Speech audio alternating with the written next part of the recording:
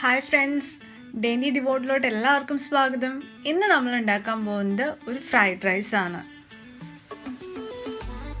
Fried rice എന്ന് പറഞ്ഞാൽ നമ്മുടെ റൈസ് ഉപയോഗിച്ചിട്ടല്ല, നമ്മൾ റൈസിന് പകരം നമ്മളിവിടെ കോളിഫ്ലവർ ഉപയോഗിച്ചിട്ടാണ് നമ്മളുടെ ഫ്രൈഡ് റൈസ് പ്രിപ്പയർ ചെയ്യുന്നത്. അപ്പോൾ അതിനാവശ്യമായിട്ടുള്ള ഇൻഗ്രീഡിയൻസ് എന്തൊക്കെയാണെന്ന് നമുക്ക് നോക്കാം.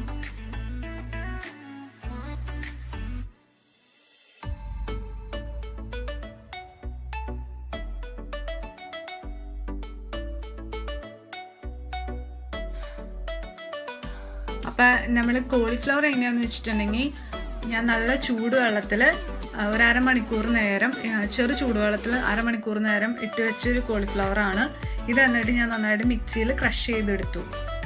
ഇനി നമുക്ക് നമ്മുടെ കോളിഫ്ലവർ ഫ്രൈഡ് റൈസ് റെഡിയാക്കാൻ തുടങ്ങാം. അപ്പോൾ ആദ്യം തന്നെ നമ്മൾ വെളിച്ചെണ്ണ ചൂടാക്കി, ഒരു പാൻ ചൂടാക്കി വെളിച്ചെണ്ണ ചൂടാക്കിയിട്ട് അതിനകത്തോട്ടേക്ക് നമ്മൾ മുട്ട ചിക്കി എടുക്കാൻ കൊടുക്കാം. നമ്മുടെ ഫ്രൈഡ് റൈസിന് നമുക്ക് ഒഴിച്ചു വിടാൻ പറ്റാത്ത ഒന്നാണ് നമ്മൾ എഗ്ഗ്. അപ്പോൾ നമ്മളെപ്പോഴും എഗ്ഗ് ആദ്യം തന്നെ നമുക്ക് ചിക്കി എടുക്കാം. ഇനി നമുക്ക് നമ്മുടെ ഫ്രൈഡ് റൈസിൻ്റെ ബാക്കി ജോലികളിലേക്ക് കടക്കാം. അപ്പം ഞാൻ ഓയിൽ ചൂടാക്കാൻ കൊടുത്തു. ഇതിനകത്ത് ജിഞ്ചർ ഗാർലിക് പേസ്റ്റാണ് ഞാൻ ആദ്യം ആഡ് ചെയ്ത്. അതൊന്ന് പച്ചമുളകൊക്കെ പോയി ഒന്ന് വഴണ്ടി വരുമ്പോഴത്തേക്കും നമുക്ക് ചെറുതായി അരിഞ്ഞു വെച്ചിരിക്കുന്ന സവോള ഇതിനകത്ത് ഇട്ട് കൊടുക്കാം. അപ്പോൾ സവോള അത്യാവശ്യം നന്നായിട്ട് വഴണ്ടിട്ടുണ്ട്. അതിനകത്തോട്ടേക്ക് നമ്മൾ നമ്മുടെ ക്യാരറ്റ്, ചെറുതായിട്ട് അരിഞ്ഞ ക്യാരറ്റ് ഞാൻ ഇട്ട് കൊടുക്കുന്നുണ്ട്. അപ്പോൾ ക്യാരറ്റ് അത്യാവശ്യം നന്നായിട്ട് വേവണ വരെ നമുക്കൊന്ന് ഇളക്കി കൊടുക്കാം, ഒന്ന് കുക്കാവണ വരെ നോക്കാം. പിന്നെ നമ്മുടെ ഫേസ്ബുക്ക് പേജ് എല്ലാവരും ഫോളോ ചെയ്യുക. അപ്പോൾ നമ്മുടെ പുതിയ വീഡിയോസിൻ്റെയൊക്കെ അപ്ഡേറ്റ്സ് അതിനകത്ത് എല്ലാവർക്കും പെട്ടെന്ന് കിട്ടുന്നതാണ്. അപ്പോൾ എല്ലാവരും നമ്മുടെ പേജും കൂടി ഫോളോ ചെയ്യുക. അപ്പോൾ ഇതിനകത്തോട്ടേക്ക് ഞാൻ ഇച്ചിരി കുരുമുളക് ആഡ് ചെയ്യുന്നുണ്ട്. ഒരു സ്പൂണിൻ്റെ അടുത്ത്, ഒരു അര സ്പൂണിൻ്റെ അടുത്തൊക്കെ ഞാൻ കുരുമുളക് ആഡ് ചെയ്യുന്നുണ്ട്. അത് എരിവൊക്കെ ഇഷ്ടമുള്ള അനുസരിച്ച് നമുക്ക് ആഡ് ചെയ്യാം കേട്ടോ. അതിൻ്റെ ഒപ്പം തന്നെ ഞാൻ ഉപ്പും ആഡ് ചെയ്തിട്ടുണ്ട്. ഉപ്പും കുരുമുളകൊക്കെ നമ്മൾ ആവശ്യാനുസരണം നമുക്ക് ഇതിനകത്ത് ആഡ് ചെയ്ത് കൊടുക്കാം.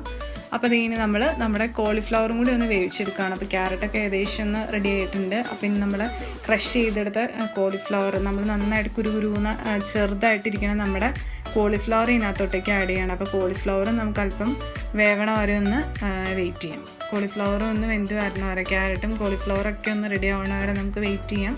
അങ്ങനെ നമുക്ക് നമ്മുടെ കുക്കിംഗ് കണ്ടിന്യൂ ചെയ്യാം.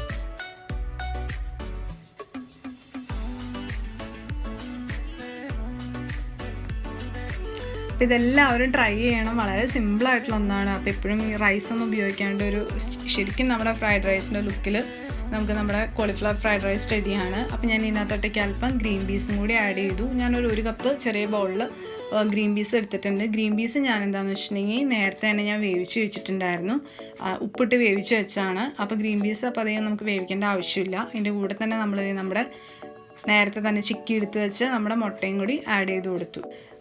കോളിഫ്ലവർ ഫ്രൈഡ് റൈസ് റെഡി ആയി കഴിഞ്ഞു. നമ്മളിതിന് സോയാ സോസും പിന്നെ റെഡ് ചില്ലി സോസാണ് നമ്മളിവിടെ യൂസ് ചെയ്തിരിക്കുന്നത്. അപ്പോൾ റെഡ് ചില്ലി സോസും നമ്മൾ ഇതിനകത്ത് ഇട്ട് കൊടുത്തു. അങ്ങനെ നമ്മൾ നമ്മുടെ കോളിഫ്ലവർ ഫ്രൈഡ് റൈസ് റെഡിയായി. വളരെ സിമ്പിളാണ്, വളരെ ടേസ്റ്റിയാണ്. ശരിക്കും നമ്മൾ ഷോപ്പിൽ കിട്ടുന്ന പോലെ നല്ല ഇതാണ്. ഒന്ന് സോസിൽ കൂടി മിക്സ് ചെയ്ത് നമുക്ക് കഴിക്കേണ്ട ആവശ്യമുള്ളൂ. അപ്പോൾ എല്ലാവരും ഇത് ട്രൈ ചെയ്യുക. നമ്മുടെ ചാനൽ ആദ്യമായിട്ട് കാണുന്നവരിത് സബ്സ്ക്രൈബ് ചെയ്യുക. എല്ലാ ഫ്രണ്ട്സ് എല്ലാവരും കമൻറ്റ് ചെയ്യുക, ഷെയർ ചെയ്യുക. അപ്പോൾ പുതിയൊരു ഡിഷായിട്ടും പുതിയ വീഡിയോസൊക്കെ ആയിട്ട് നമ്മൾ വീണ്ടും വരുന്നതാണ്. അപ്പോൾ എല്ലാവർക്കും ബൈ, താങ്ക് യു.